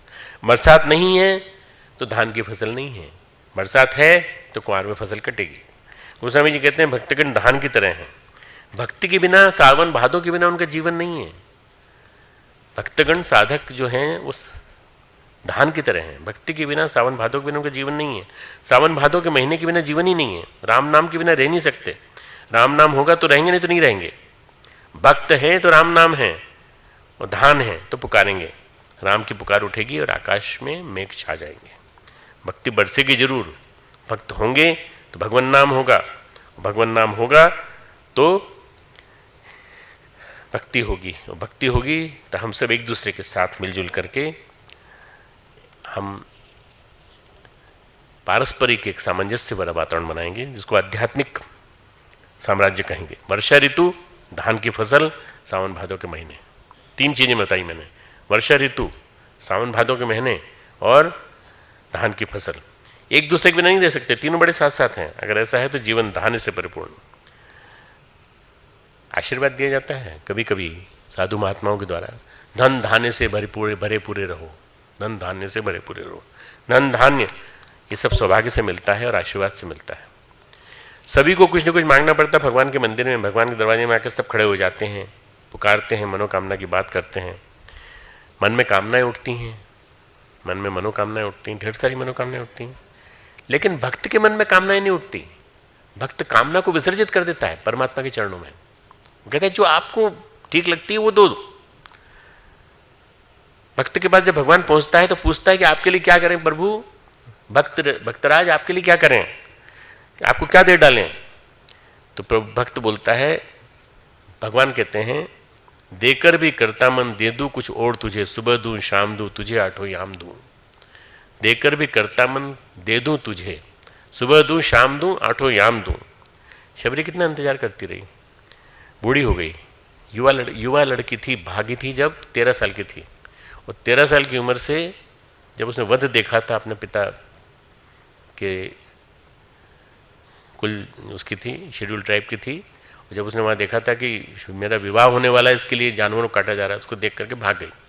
और भाग करके भगवान स्वामी मतंग ऋषि के आश्रम में आकर के छिप गई, सफाई करने लगी, धीरे धीरे पहचान में आ गई, मतंग ऋषि की पहचान में आ गई, सफाई कौन करता है। बस राम की प्रतीक्षा करती रही वो। मतंग ऋषि ने कहा राम आएंगे, तू चिंता मत कर। उसने 60 साल इंतजार किया, 60 साल। जब वो 70 साल की हो गई तब उसने रोज बेर निकाल के रखती थी, उस दिन भी बेर निकाल के रखे। राम आए ये नहीं पूछा उसने, शबरी ने, प्रभु इतना इंतजार किया, हमारे लिए क्या लाए हो। प्रभु को अर्पित करते हैं। भक्त मांगता नहीं है, भक्त मांगने वाला भक्त जो होता है ना वो भिखारी होता है। भक्त मांगता नहीं है, भक्त अर्पित करता है। प्रभु आपके लिए बेर रखे हैं, आप खाइए इसको। भक्त देने के लिए तैयार रहता है। तो उसको थोड़ा बहुत लगता है उसके पास जो है, मालूम नहीं भगवान को संतुष्ट करने के लिए पर्याप्त है कि नहीं।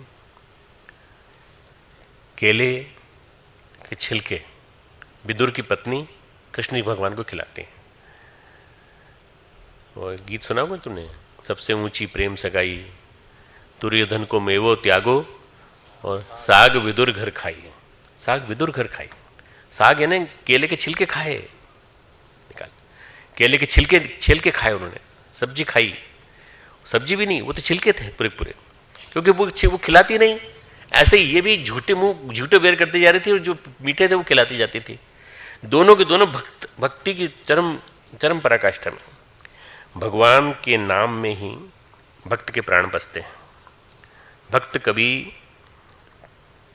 अपने दुख से दुखी नहीं होता, भक्त कभी अपनी पीड़ा से पीड़ित नहीं होता। अगर पीड़ा से पीड़ित है तो भक्त नहीं है। अरे दवा ले लो, गोली ले लो, उसमें क्या दिक्कत है। थोड़ा ऊंचे स्तर की बात सोचो ना, कि तुम्हारी आत्मा को दुख है कि नहीं, आत्मिक स्तर पे सोचो। वो कहता है, एक मुसलमान सूफी फकीर व्यक्ति का एक शेर है। यदि जी आपसे दाद चाहूंगा मैं इस शेर पे। तू है मुहीते बेकरा मैं जरा सी आवजू, तू है मुहीते बेकरा मैं जरा सी आबजू, या तू मुझ में हम निकार कर या फिर दरकिनार कर। इसका अर्थ बताओ आप, इसका अर्थ बताओ।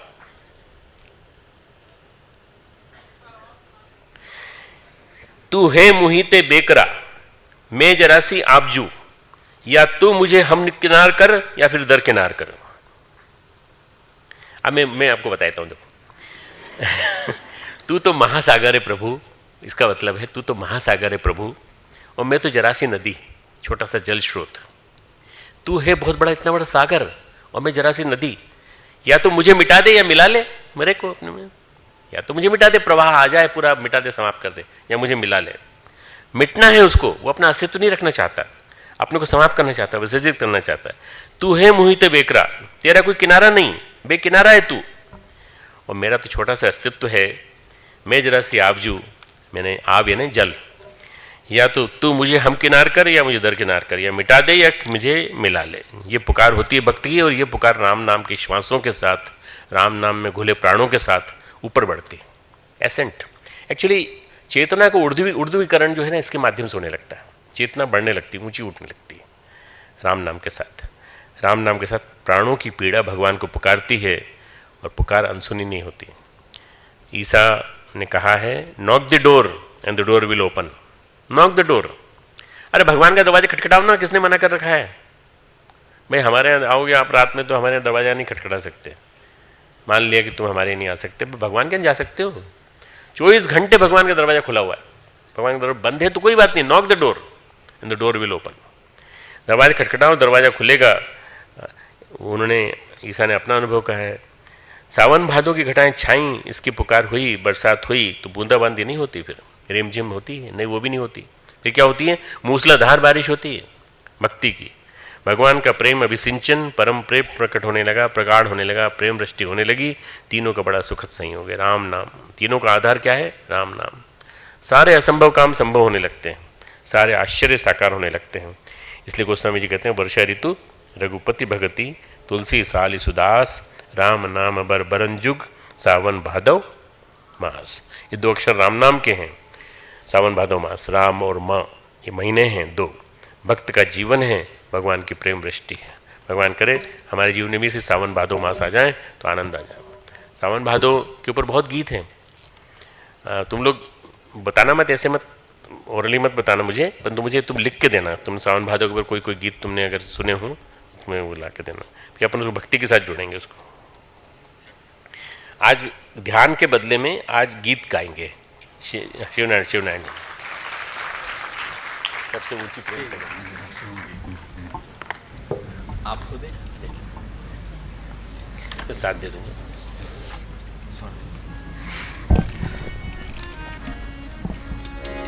सबसे ऊंची प्रेम सगाई, सबसे ऊंची प्रेम सगाई, सबसे ऊंची प्रेम सगाई, सबसे ऊंची प्रेम सगाई।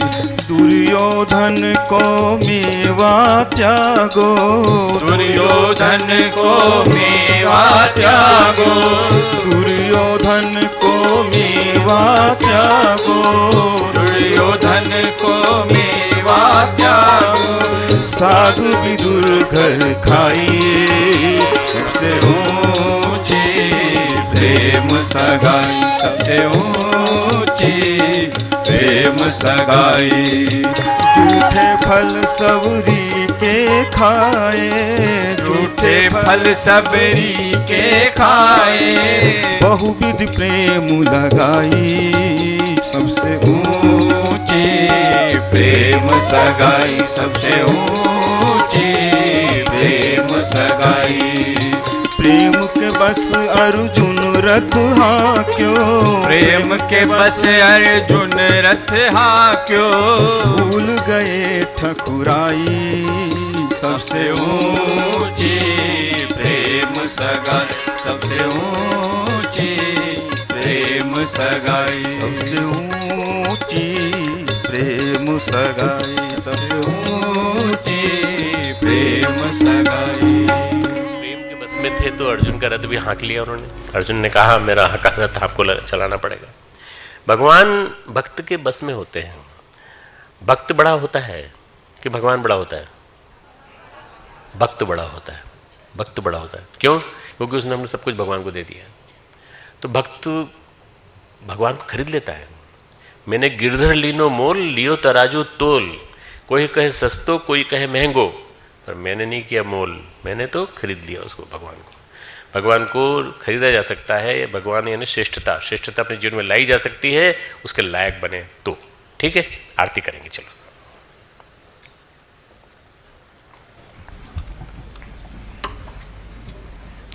मैं रोज दुर्गा सप्तशती लेके आता हूं, तुमको बता नहीं पाता हूं। कल बताऊंगा मैं तुमको थोड़ी बहुत बातें इसके बारे में।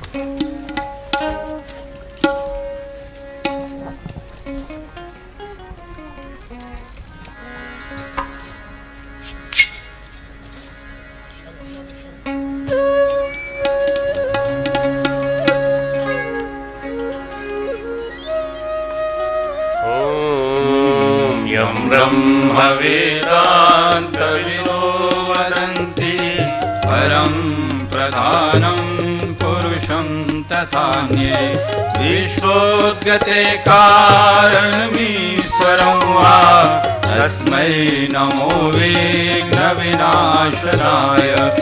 ॐ यं ब्रह्मा वरुणेन्द्ररुद्रमरुतः स्तुवन्ति दिव्यैस्तवैः वेदैः साङ्गपदक्रमोपनिषदैः गायन्ति यं सामगाः।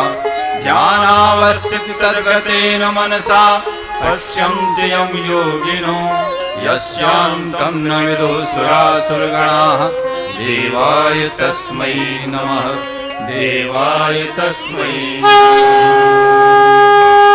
आरती श्री रामायण जी की, आरती श्री रामायण जी की। कीरति कलित ललित सिय पी की, कीरत कलित ललित सिय पी की। गावत ब्रह्मादिक मुनि नारद, गावत ब्रह्मादिक मुनि नारद, वाल्मीक विज्ञान विशारद, सुख सनकादि शेष अरु सारद, सुख सनकादि शेष अरु सारद, वरनि पवन सुत कीरतिनी की, वरनि पवन सुत कीरतनी की, आरती श्री रामायण जी की, आरती श्री रामायण।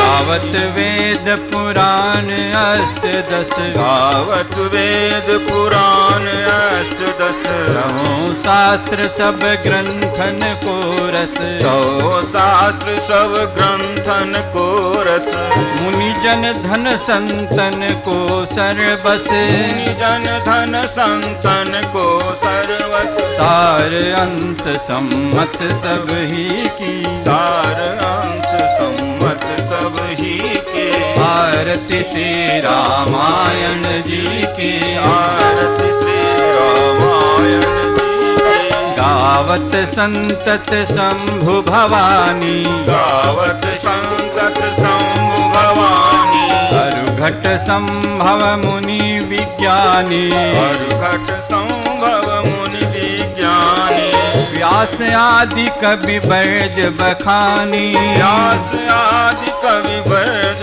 बखानी, काग भुसुंड गरुड़ के ही की, काग भुसुंड गरुड़ के ही की, आरती श्री रामायण जी की, आरती श्री रामायण जी, कलिमल हरनि विषय रस फीकी, कलिमल हरनि विषय रस फीके, भग सिंगार मोक्ति जुबती की, भग श्रृंगार मुक्ति जुबती के, दलन रोग भव मूरि अमी की, दलन रोग भव मूरि अमी के, तात मात सब विधि तुलसी की, तात मात सब विधि तुलसी की, आरती श्री रामायण जी की, आरती श्री रामायण जी की, आरती श्री रामायण जी की, आरती श्री रामायण जी की। अब 3 दिन रह गए हैं तो 3 दिन में अम्बा जी की आरती करेंगे। आज ही आरती के लिए तो दोनों हाथ ऊंचा कर लें। रामायण का जो ज्ञान सुना और आज जो भक्ति की अमृत धारा बही उसको हम अपने जीवन में धारण करेंगे और अपने आप को बदलने की कोशिश करेंगे। ठीक है ना? ओम भूर्भुवः स्वः तत्सवितुर्वरेण्यं भर्गो देवस्य धीमहि धियो यो नः प्रचोदयात्। ये जो प्रेम होता है ना, इसको अगर अंदर की तरफ मोड़ लें परमात्मा की तरफ तो ये भक्ति बन जाता है। जब प्रेम को हम बाहर की तरफ मोड़ते हैं संसार की तरफ तो ये वासना बन के विष बन जाता है। इसलिए प्रेम को समझने की कोशिश करना कि प्रेम क्या चीज़ है, प्रेम क्या एलिमेंट है। प्रेम वो एलिमेंट है जो अपनी आत्मसत्ता से, श्रेष्ठ लोगों से, श्रेष्ठताओं से, सद्गुणों से ये किया जाता है। जो मैंने जितना बताया उसमें प्रेम, भक्ति और वासना ये 3 आयाम हैं इसके। सबसे नीचे वाला आयाम वासना है, ऊपर वाला प्रेम है, फिर ऊपर भक्ति। भक्ति सर्वश्रेष्ठ ऊंचा। अब मैंने जो शेर बोला तो उसके बाद हमारे शेर श्रेष्ठ श्री गुलाम अस्करी जी हमारे पास आए। हमारे स्टूडेंट भी हैं, हमारे PhD भी हमारे हम कर रहे हैं, नमाज के ऊपर कर रहे हैं। उन्होंने लिखा है, अब हमने तो उनको उर्दू में सुनाया था, उन्होंने हमको हिंदी में लिखा है। जिसका अंतःकरण है झंकृत राम नाम के गुंजन से, उसको मिलता धन धान्य। देखो बिल्कुल हमारी वाली लेखन उसको ले आए पूरे। उसको मिलता धन धान ऋतुराज अभिसिंचन से। ऋतुराज के अभिसिंचन, ऋतुराज यानी वसंत, वसंत के अभिसिंचन से उसको धन धान मिलता है। प्रभु सर वर्षा में रोपोगे तो सब कुछ ही संभव है, राम नाम के जप से बदलो पतझड़ को भी सावन से। राम नाम के जप से बदलो पतझड़ को भी। बहुत सुंदर, बहुत सुंदर। और ये आशु कवि हैं, ये जब चाहे सब बंदे बना देते हैं कविता, जब चाहे तो बना देते हैं। ओम द्यौ शांति अंतरिक्षगुम शांति पृथ्वी शांतिराप शांतिरोषधय शांति वनस्पतयः शान्तिर्विश्वे देवाः शान्ति ब्रह्म शान्ति सर्वगुण शान्ति शान्तिरेव शान्ति सामा शान्तिरेधि ॐ शान्ति शान्ति शान्ति सर्वारिष्टसु शान्तिर्भवतु ॐ नमो अनन्ताय सहस्रमूर्तये सहस्रपादाक्षशिरोरुभावे सहस्रनाम्ने पुरुषाय शाश्वते सहस्रकोटियुगधारिणे नमः सहस्रकोटियुगधारिणे नमः।